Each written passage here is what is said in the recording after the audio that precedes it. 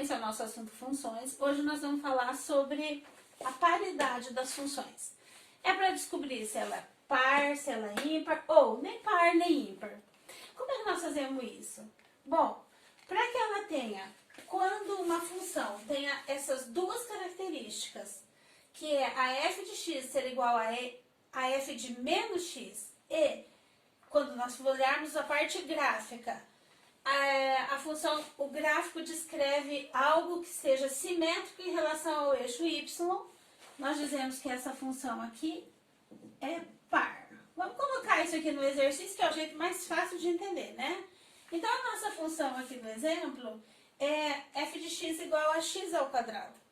Então, vamos pensar assim, aqui disse que a f de x tem que ser igual a f de menos x. Então, eu vou fazer primeiro a f de x igual a 1. Substituindo aqui 1 ao quadrado, o que é o resultado da minha f de x? Vai ser 1. 1 ao quadrado, 1. E quando eu tiver a f de menos x, eu pego o x que eu usei aqui, que é o 1, coloco menos 1. De novo, gente, f de x igual a de menos x. Então, eu fiz primeiro a f de x valendo 1. E estou fazendo o contrário daqui, ó, a f de menos 1. O que é menos 1 ao quadrado? Expoente par, o resultado é sempre positivo. Portanto, menos 1 ao quadrado igual a 1. Então, o que eu acho aqui? Que a f de x é igual a f de menos x. Então, essa função aqui, eu posso dizer que é par.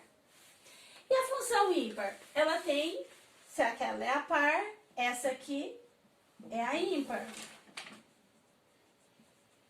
Ops. Ela tem que obedecer essas duas regrinhas aqui. Ela tem que a f de x ser igual a menos a f de menos x.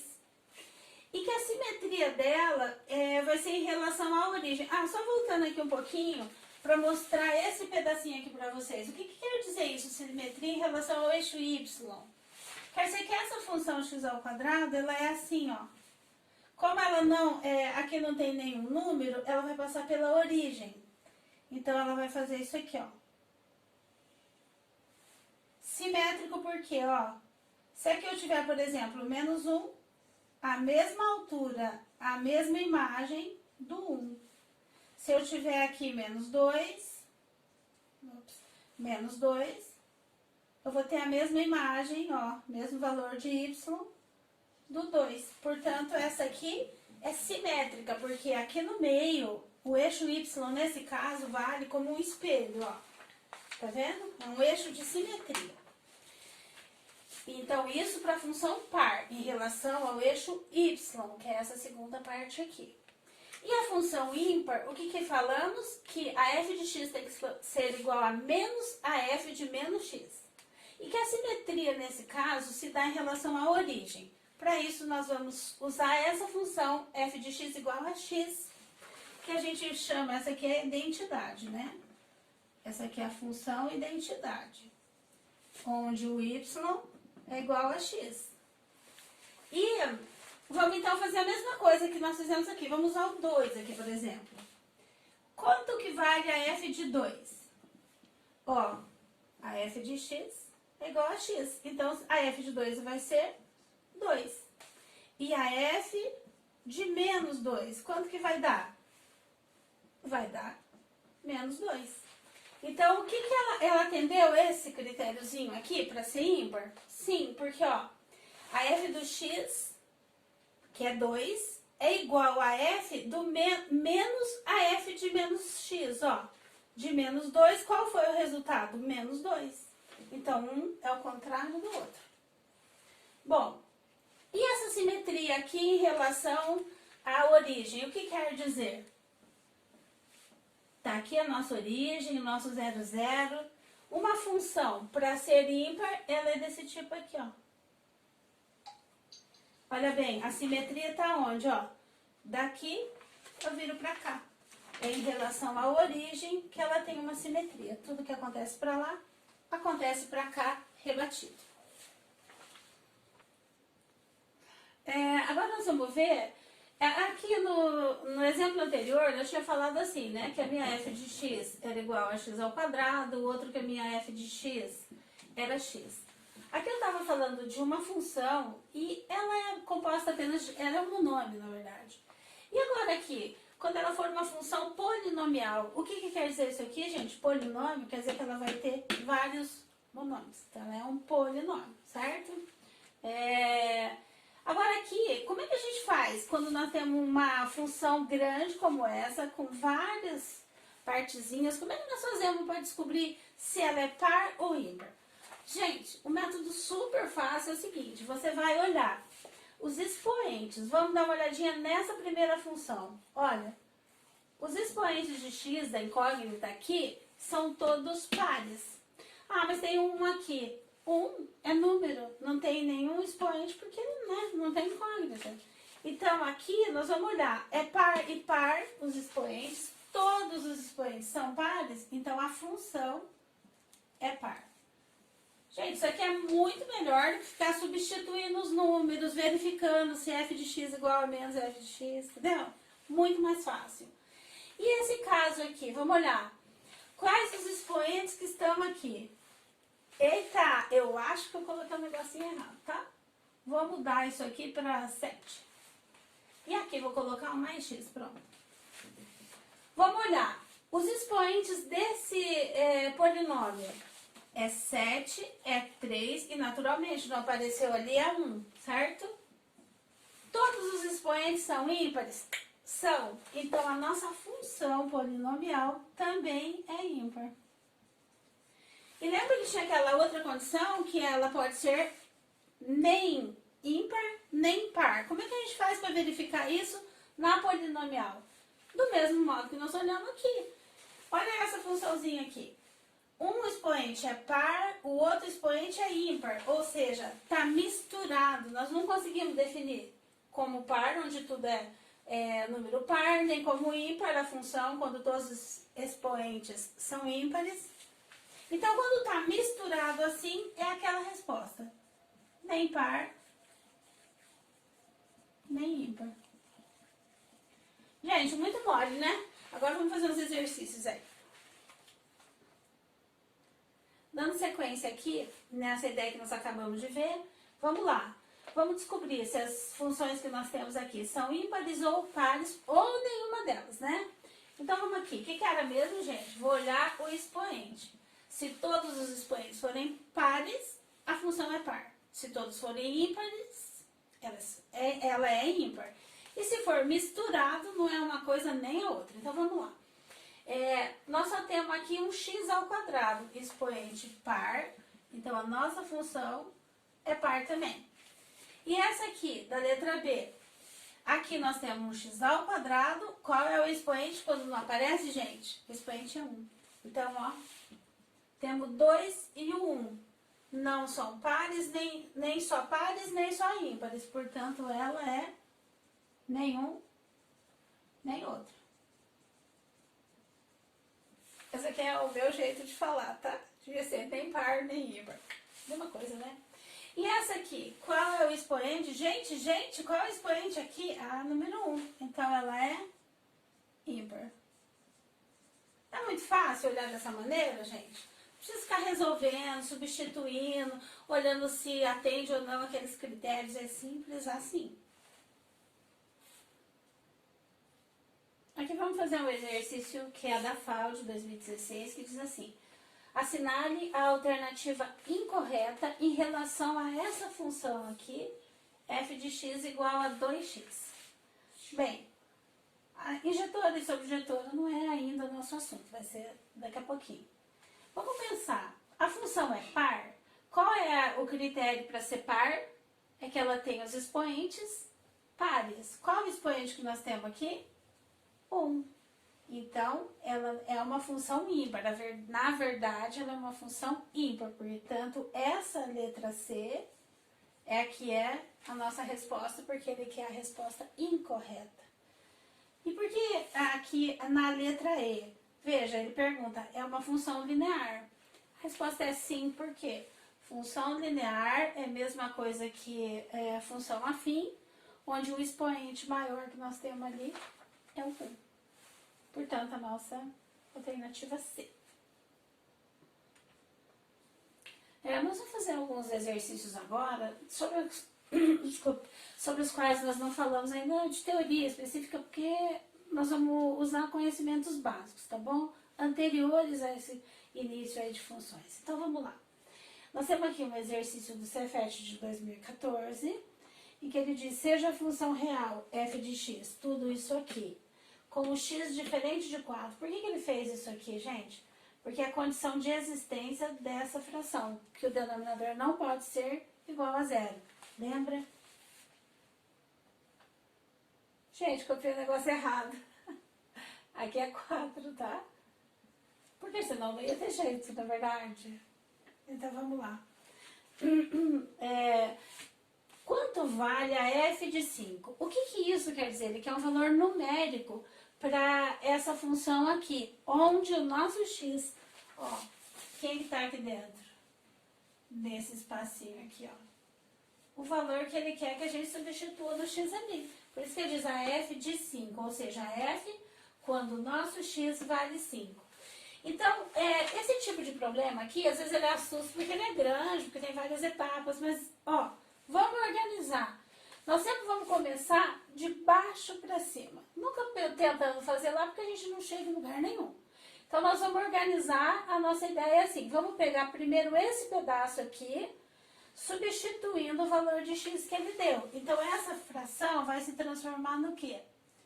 3 sobre 4 mais 5. Então, vai ficar 3 nonos.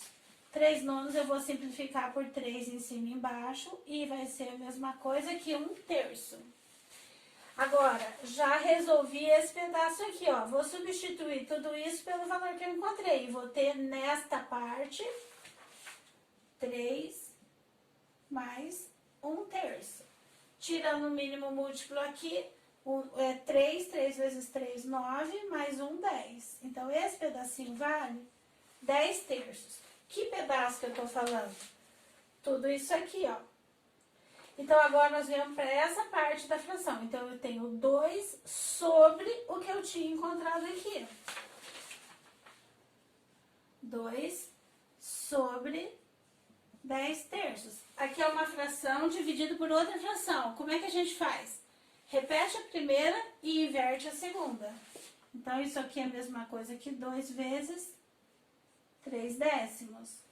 2 vezes 3, 6 sobre 10. Simplificando aqui por 2, 3 quintos. Então, tudo isso aqui vale 3 quintos. E agora eu vou pegar e somar com esse 2 aqui que eu ainda não usei. Então, vai ficar 2 mais 3 quintos. Mínimo múltiplo é 5. 2 vezes 5, 10, mais 3, 13. 13 quintos é o quê? É tudo isso que está do lado de baixo, né? Então, agora nós vamos repetir. Vai ser 1 divididos por esse valor, que é o resultado de tudo isso aqui. 1 divididos por 13, 5/8. De novo, divisão de uma fração por outra. Repito a primeira e inverto a segunda. E isso aqui é a nossa resposta. 5, ó, 5 vezes 1, 5.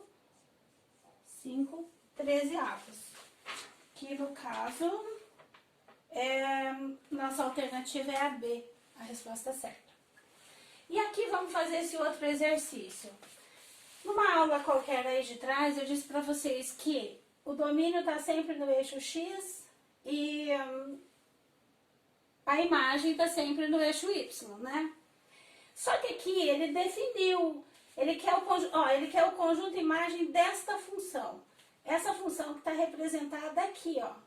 Onde no eixo X o nosso intervalo vai de 0 até 6.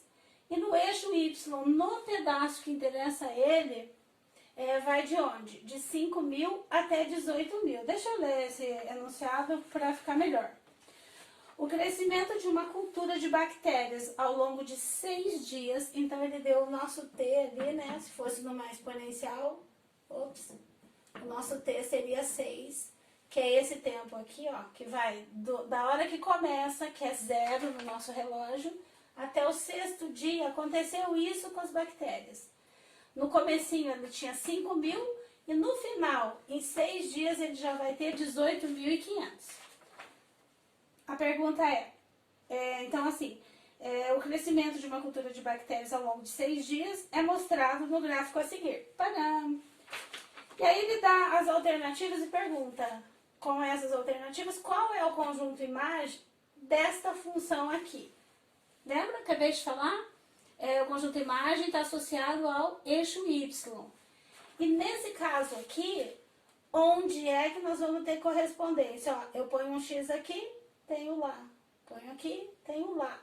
Tá aqui, ó. Esse é como se eu colocasse uma luz aqui na nossa curva, ó. Onde é que eu vou ter sombra lá no eixo Y? Eu vou ter no que começa em 5.000 e que termina em 18.500, porque é o fator que ele limitou aqui no 6º dia. Então, nós vamos olhar as respostas aqui. Ver que ele apresenta de mais de uma maneira, que ele apresentou na forma de conjunto e aqui de intervalo, né? Vamos pensar aqui.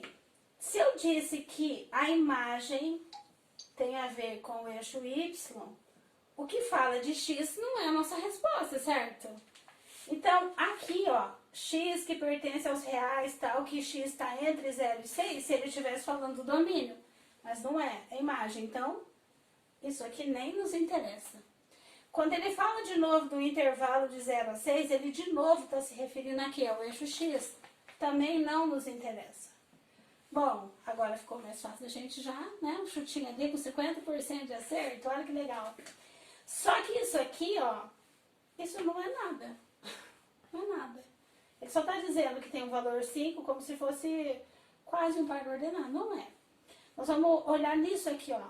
Nós temos nesse intervalo o quê? O 5.000 entra porque é o começo da população. E o 18.500 entra porque é o final da população no 6º dia. Então, olha lá, como é que está a letra A? Para nós, para o nosso conjunto de solução da imagem aqui, é todo Y que pertence aos números reais, tal que o nosso Y esteja entre 5.000 e 18.000, incluindo, ó, eu incluo, quando eu ponho esse igual aqui, quer dizer que o 5.000 e o 18.500 também pertencem a esse conjunto. Então, o nosso conjunto imagem é isso aqui. Aqui nós vamos falar da tipologia das funções. Você já deve ter ouvido lá atrás falar das funções que podem ser sobrejetoras, injetoras ou bijetoras. Então, nós vamos olhar de uma maneira muito simples o que cada uma é. Então, quando eu tenho uma função onde todos os elementos de A partem flechas para B, naturalmente, né? Senão não era função. Não sobra nenhum elemento em B, todos recebem flecha.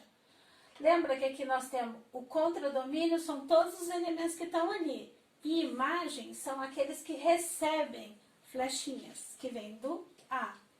Então, quando isso acontece, não sobrou também nenhum em B, nós dizemos o quê? Que a imagem, que é as que recebem, é igual ao contradomínio, que são todos os elementos que estão lá dentro. Nesse caso, a gente diz que a nossa função é sobredigetora, vê como se estivesse sobre os elementos que estão lá. Agora, quando que uma função é injetora? Quando de todo elemento de A, não coloquei aqui, todo elemento de A parte uma flecha e chega em elementos diferentes lá em B. Nesse caso da injetora, pode sobrar elementos do contradomínio, não tem problema. O que não pode acontecer é isso aqui, ó, que de 2 elementos chegaram num só. Isso aqui só é possível numa sobreinjetora. Numa injetora, então, relembrando, sai de um elemento de A, encontra um único elemento em B. Tá vendo? Não tem duas chegando lá. E a bijetora é quando é ao mesmo tempo injetora e sobreinjetora. Então, vamos olhar aqui. Por que ela é sobreinjetora? Porque todos os elementos do conjunto B, de novo, eu não coloquei, né? Todos os elementos aqui do nosso conjunto B receberam flecha. Não sobrou nenhum elemento lá. Então, é sobrejetora. E quando que ela é injetora? Que nenhum dos elementos de B receberam mais que uma flecha. Ó, cada um deles recebeu apenas uma. Então, ela é bijetora porque ela é as duas coisas ao mesmo tempo. Nós vamos fazer exercícios desse assunto na próxima aula.